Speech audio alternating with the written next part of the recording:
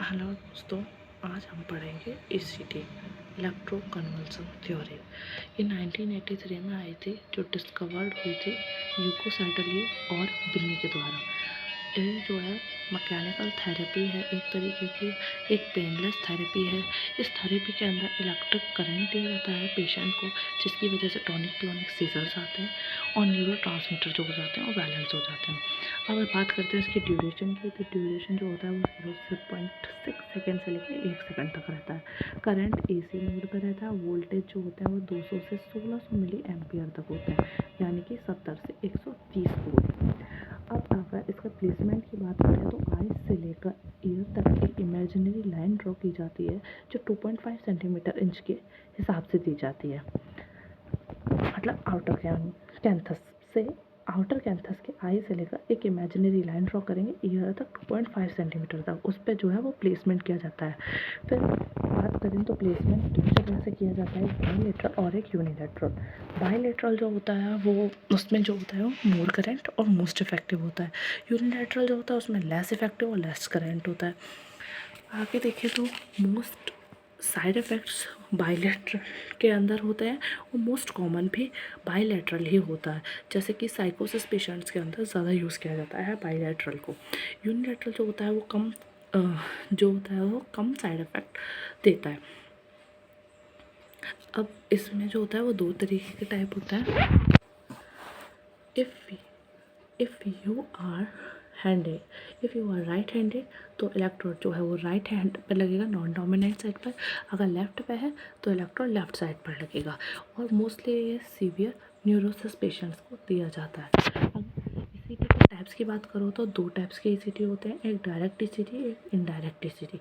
Direct ECT जो होता है वो अब इस्तेमाल नहीं किया जाता है। पहले in this patient in NBM in 6 to 8 hour, पहले पेशेंट को जो होता है वो कुछ भी नहीं खाने को दिया जाता है 6 से 8 घंटे तक।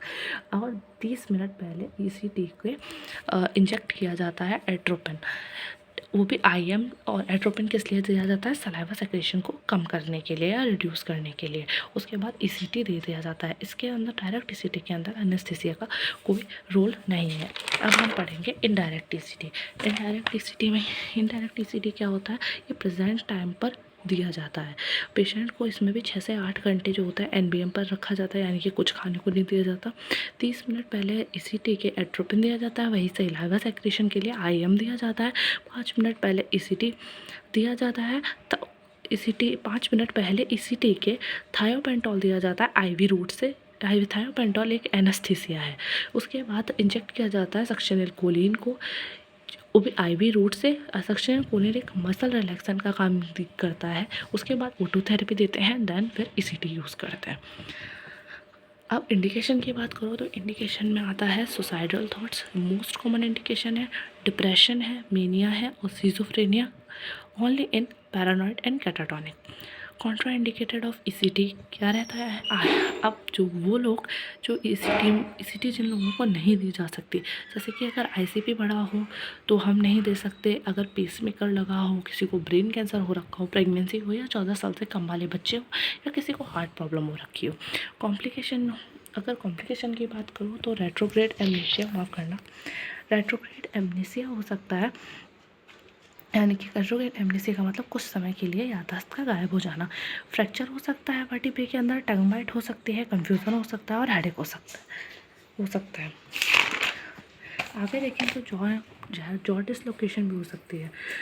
नंबर ऑफ ईसीटी की बात करो तो सिजोफ्रेनिया पेशेंट को 25 बार ईसीटी दे सकते हैं, मेनिया और डिप्रेशन को 6 से 8 बार, एक वीक में मैक्सिमम 3 से 7 बार दे सकते हैं। नर्सिंग रोल की बात करें, अगर ईसीटी के पहले अगर हम लोग क्या क्या करते हैं, सारे इन्वेस्टिगेशन को चेक करेंगे, कंसेंट साइन करा लेंगे, नेल पेंट रिमूव कराएंगे और ज्वेलरी रिमूव करा देते हैं, और ऑयल जो होता है वो रिमूव कराएंगे, 6 से 8 घंटे तक NBM पर रखते हैं और एट्रोपिन इंजेक्शन देते हैं 30 मिनट से पहले। ईसीटी के दौरान क्या करते हैं? सुपाइन पोजीशन देते हैं, माउथ गैग लगाते हैं, टंग बाइट ना हो जाए इसलिए। फिर इलेक्ट्रोड प्लेसमेंट करते हैं, थायोपेंटोल और सक्सिनिल कोलिन देते हैं, IV रूट से पिलो लगाते हैं बैक के नीचे ताकि वर्टिब्रे के अंदर कोई फ्रैक्चर ना आ जाए। मॉनिटर करते हैं सीजर्स को कि कोई भी सीज़र आ रहा है या नहीं। ICT के बाद में क्या करते हैं? विजन जो होती है वो हम साइडलाइन लेंगे, वाइटल चेक करेंगे और ये देखेंगे कोई इंजरी तो नहीं हो गई है। उसके बाद हम हेल्प करेंगे रीओरिएंटेशन का, कि वापस उसको ठीक तरीके से उसको ओरिएंट किया जाए और गैग रिफ्लेक्स उसका चेक करेंगे। आज के लिए इतना ही। धन्यवाद दोस्तों। प्लीज़ मेरे चैनल को लाइक, शेयर और सब्सक्राइब करें। Thank you.